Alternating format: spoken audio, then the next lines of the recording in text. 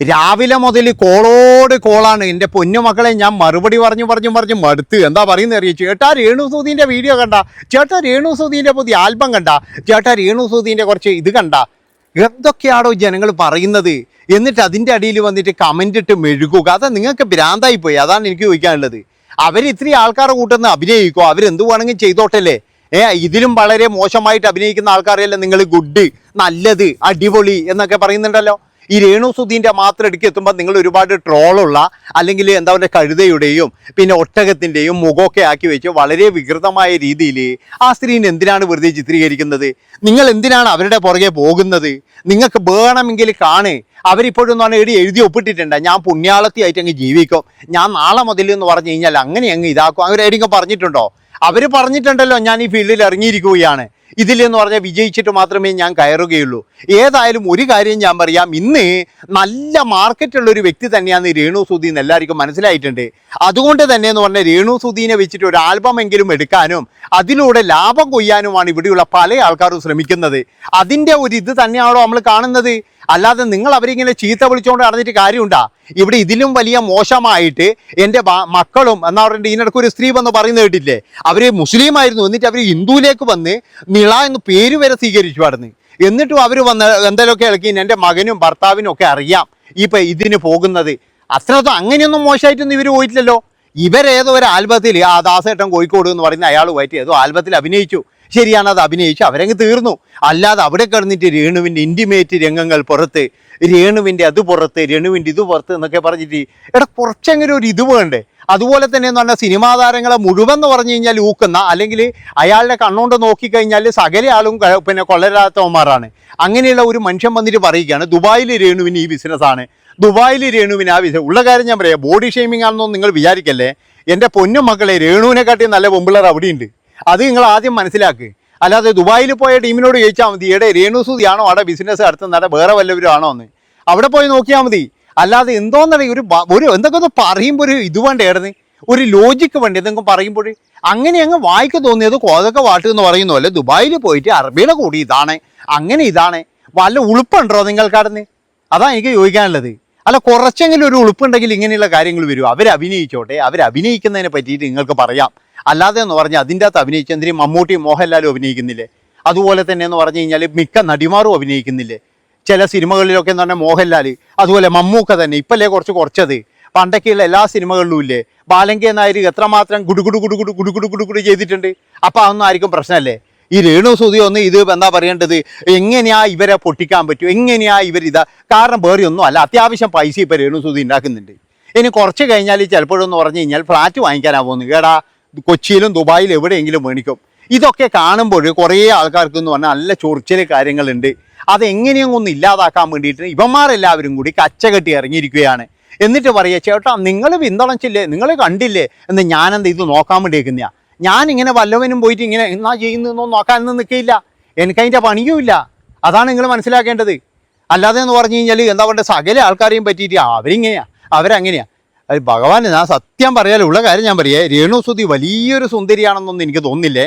പക്ഷേ അതിന് അത്യാവശ്യം സൗന്ദര്യവും കൂടി ഉണ്ടെങ്കിലില്ലേ, സത്യം പറഞ്ഞാൽ നിങ്ങൾ വെച്ചേക്കത്തില്ലായിരുന്നു. ഉള്ള കാര്യം എന്താ പറയുന്നതിന്? ഈ സൗന്ദര്യം വെച്ച് അവർ പിടിച്ചേക്കുന്നുണ്ടെങ്കിൽ വലിയൊരു കാര്യം തന്നെയാണ്. ഉള്ള കാര്യം, അവരൊരു ശാലീന സുന്ദരിയാണെന്നൊന്നും എനിക്ക് തോന്നുന്നില്ല. ഞാൻ ബോഡി ഷേമിങ്ങിന് പറയുന്നതല്ല, പക്ഷേ അതിൻ്റെ അടിയിൽ വരുന്ന കമൻറ്റുകളും ഇതൊക്കെ കണ്ടു കഴിഞ്ഞാൽ വളരെ മോശപ്പെട്ട സ്ത്രീ എന്നുള്ള ലെവലിലാണ് ചില ആൾക്കാർ അവരെ പിന്നെ എന്താ പറയുക പറഞ്ഞുകൊണ്ടിരിക്കുന്നത്. എത്രമാത്രം ക്രൂരതയാണെന്നറിയാം. അതാണ് നിങ്ങൾ മനസ്സിലാക്കേണ്ടത്.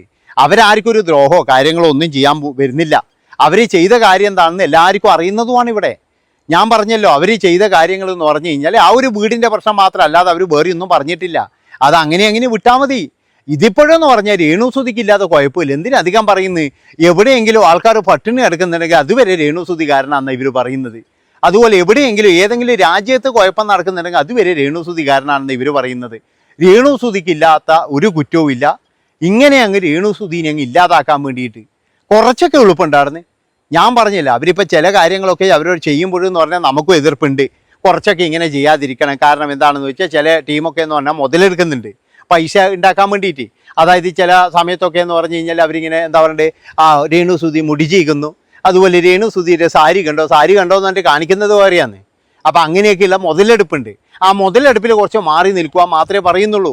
അല്ലാതെ എന്ന് പറഞ്ഞാൽ ഇതൊന്നും ജനങ്ങളെ വഴിതെറ്റിക്കുന്നതോ അല്ലെങ്കിൽ ജനങ്ങളേതായ എന്താ പറയണ്ടേ ഇതൊന്നും അല്ല. അവരവരുടേതായ ജോലി ചെയ്യുന്നു. ആ ജോലി എല്ലാവർക്കും കൂടി ഉണ്ടല്ലോ, അവകാശമില്ലേ? ഇവിടെ എന്ന് പറഞ്ഞാൽ ഒരു സിനിമ എടുക്കാൻ വേണ്ടിയിട്ട് എല്ലാവർക്കും അവകാശമുണ്ട്. എന്തിനധികം പറയുന്നത് ഈ പിന്നെ ഒരു സിനിമക്കാൻ നിന്നർക്ക് അവാർഡ് കിട്ടീനി, അതും ഒരു നടിയാണ് കാണിക്കുന്നത്. ആ നടി ഒരുപാട് സിനിമയിൽ അഭിനയിച്ച കല്യാണം പോലും കഴിക്കാതെയാണ്. അവർ മാറ് മുഴുവൻ കാണിക്കുന്നുണ്ട്. അതുപോലെ തന്നെ എന്ന് പറഞ്ഞാൽ കനി കുസൃതി ബിരിയാണിയിൽ കാണിച്ചത് നിങ്ങളെല്ലാം കണ്ടതല്ലേ, മൊത്തത്തിൽ കാണിച്ചിട്ടുണ്ട് അതിനകത്ത്.